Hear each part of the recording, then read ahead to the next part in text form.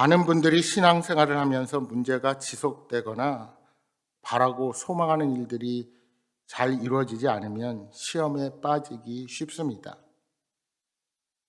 아무리 기다려도 자신의 형편이 나아지지 않으면 열심히 신앙생활을 할 필요가 있나 하는 회의가 들기도 합니다. 그러면서 어떤 마음이 듭니까? 예배를 소중히 하는 마음이 사라집니다. 또한 하나님께 드리는 헌금이 부담으로 다가오고 교회에서 하는 봉사가 무겁게 여겨지기도 합니다.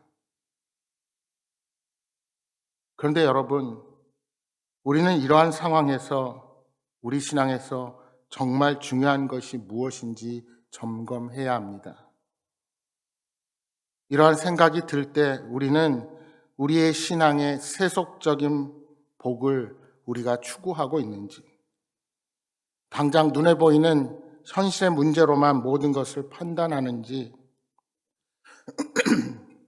정말 하나님이 우리에게 원하시는 것이 무엇인지 처음부터 다시 점검해야 합니다. 여러분, 왜 우리가 이러한 시험에 빠지기가 쉬울까요?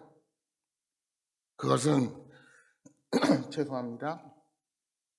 세속적인 복, 세상이 추구하는 복과 하나님이 우리에게 주시는 복을 동일시하면서 생기는 문제들입니다. 우리가 살아가는 세상은 교만한 자가 형통하고 악을 행하는 자가 번성하는 등 하나님을 섬기지 않아도 도리어 잘되고 성공하는 경우가 허다합니다. 물론 신앙생활의 과정 중에서 하나님이 주시는 물질적인 복, 세속적인 형통이 우리에게 주어지기도 합니다. 하지만 하나님께서 사랑하시는 자녀들에게 주시는 복은 본질적이고 궁극적인 것, 즉 영혼과 관련되어 있습니다. 따라서 현실에서 고난이 따르고 가난과 어려움이 처한다고 그 자체로 복과 저주를 판단해서는 결코 안 됩니다. 우리가 살아가는 이 땅의 삶은 그 자체로 끝이 아니라 영원을 향해 가는 과정입니다. 따라서 결과만 두고 모든 것을 평가하면 악과 사탄이 행하는 일들이 마치 승리를 거두는 것처럼 착각하게 되는 그런 삶의 자리가 너무나도 많은 것을 보게 되는 것입니다. 여러분, 우리가 잊지 말아야 하는 것은 의인들의 결국은 영생이며 악인들의 결국은 영벌입니다.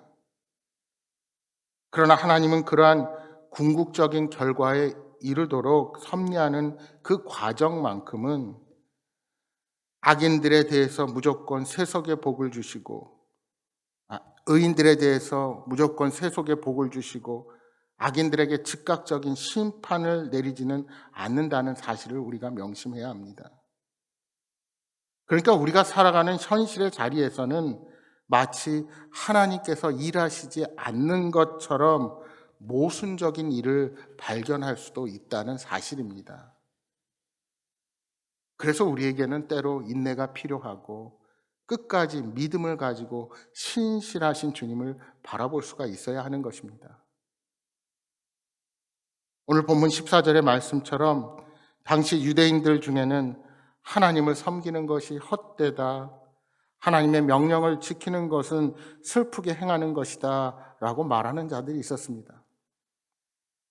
심지어 15절의 말씀처럼 율법을 어겨야 잘 산다, 율법이 금지하고 있는 교만과 악과 하나님을 시험하는 행위를 하는 자들이 오히려 복을 받고 번성하며 재앙에서 벗어난다고 말하는 자들까지도 있었습니다. 그러니까 이러한 자들의 주장은 하나님을 섬기는 삶, 즉 신앙생활이 아무런 유익이 없다고 주장하는 것입니다. 그러나 말라기 선지자는 이러한 주장이 하나님을 대적하는 행위라고 규정합니다. 문제는 이들이 그런 악한 말과 생각을 하면서도 자신들이 하나님을 대적하고 있다는 생각 자체를 하지 않는 것입니다. 뿐만 아니라 이스라엘의 자손으로서의 정체성을 포기하려고 하지도 않았다는 겁니다. 그들은 이미 조상들의 역사를 통하여 하나님을 대적했던 자들이 어떤 처지에 놓여 있었던가를 잘 알고 있었습니다. 또한 하나님을 섬기지 않았던 강성한 나라들이 어떻게 멸망했는가를 잘 알고 있었습니다. 그럼에도 그들이 뭐라고 고백합니까? 하나님의 명령을 지키며 슬프게 행하는 것이 무엇이 유익하냐는 겁니다. 세상은 어차피 악을 행하고 교만한 자, 하나님을 떠난 자들이 번성하게 되어 있다고 치부해 버린 것입니다. 여러분, 지금도 많은 신앙인들이 이렇게 이중적 잣대로 판단하는 경우가 많습니다. 교회 안에서도 믿음과 현실은 다르니 어떻게 믿음만 따라 살 수 있느냐는 말을 심심치 않게 합니다. 그러나 이들 대부분은 신앙에 대한 오해에 근거하는 것입니다. 여러분, 하나님이 우리를 이 세상 가운데 보내신 이유는 다른 사람들과 똑같이 살아가는 데 있지 않음을 우리는 명심해야 합니다. 그래야 하나님을 대적하는 죄를 범하지 않습니다. 당시 왕정시대를 살아가는 그들은 왕을 대적하는 말을 입에 올렸다가는 당장이라도 처형당할 수 있었습니다. 그러나 하나님은 당시 이스라엘 자손의 팍팍한 현실을 이해하셨기에 당신을 대적하는 말을 입에 올린 자들에게 당장의 심판을 선언하시지 않습니다. 다만 어려운 가운데서도 하나님을 경외하고 하나님의 이름을 존중히 여기는 자들의 이름을 당신의 기념책에 기록하셔서 잊지 않으시겠다고 약속해 주십니다. 이제 17절, 18절 말씀을 다시 한번 보십시오. 만군의 여호와가 이르노라. 나는 내가 정한 날에 그들을 나의 특별한 소유로 삼을 것이요 또 사람이 자기를 섬기는 아들을 아낀같이 내가 그들을 아끼리니 그때 너희가 돌아와서 의인과 악인을 분별하고 하나님을 섬기는 자와 섬기지 아니하는 자를 분별하리라. 여기 17절에 특별한 소유로 번역된 히브리어 세굴라는 왕의 보물을 가리칠 때 쓰인 말입니다. 그러니까 하나님의 백성으로서의 이스라엘의 특별한 지위를 가리키는 말이 이 세굴라, 특별한 지위, 특별한 소유입니다. 하나님은 아들을 아낀같이 내가 그들을 아끼겠다 하고 말씀하십니다. 그렇습니다. 하나님은 그들을 특별한 소유로 삼으실 것이며 정하신 때 의인과 악인을 분별하실 것입니다.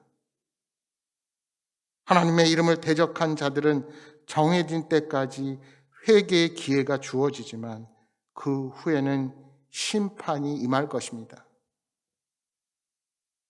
악하고 어리석은 자들은 이런 말씀 앞에서 코웃음을 치고 심판은 두렵지 않다고 하면서 오히려 자기의 머리 위에 하나님의 진노의 숯불을 놓게 될 것입니다. 그러나 지혜로운 자들은 회개하고 하나님만을 섬기며 하나님만을 높이는 삶을 살 것입니다. 따라서 여러분, 세상 속에서 신앙인으로서 살아가기가 힘들다고 느껴질 때마다 하나님이 우리를 위해 예비하신 그 크고 놀라운 상과 영광을 기억하고 믿음의 길을 고수하시기 바랍니다. 우리가 살아가는 이 땅은 우리가 어떤 존재를 의지하고 있느냐에 따라 변화되게 됩니다.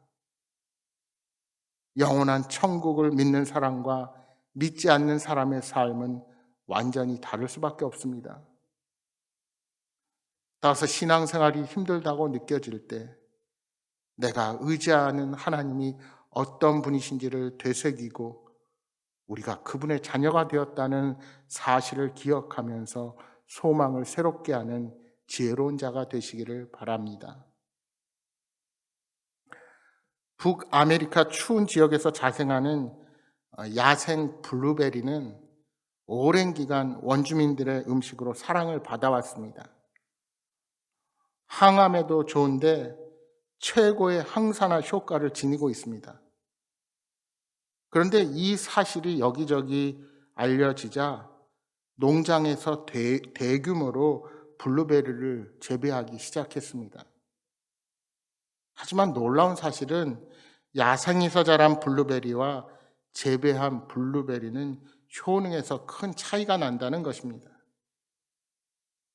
야생 블루베리는 자연의 악조건 속에서 살아남기 위해 몸부림치다가 뛰어난 약효를 지니게 되었습니다. 그러나 사람이 재배한 블루베리는 편안하게 성장하여서 그만한 약효가 없다고 합니다. 여러분, 신앙인의 삶도 이와 마찬가지입니다. 하나님을 섬기다 보면 인생에서 만나는 많은 시련과 고난이 있기 마련입니다. 그럴 때 우리가 믿음으로 반응하며 모든 고난의 시기를 기쁨으로 받아들이고 주님 앞에 나아가면 우리는 하나님 앞에 귀하게 쓰임받는 자가 될 것입니다. 사랑하는 여러분, 오늘 우리는 하나님의 일꾼, 하나님의 사명자로 부름받은 자들입니다. 당장의 현실의 삶에서 쉽게 좌절하고 포기하는 자가 아니라 하나님이 온전히 이루실 그 나라를 바라보며 어떠한 경우에도 믿음으로 나아가는 여러분 모두가 되시기를 소망합니다. 오늘 하루도 주님과 동행하는 복된 하루가 되시기를 축복합니다.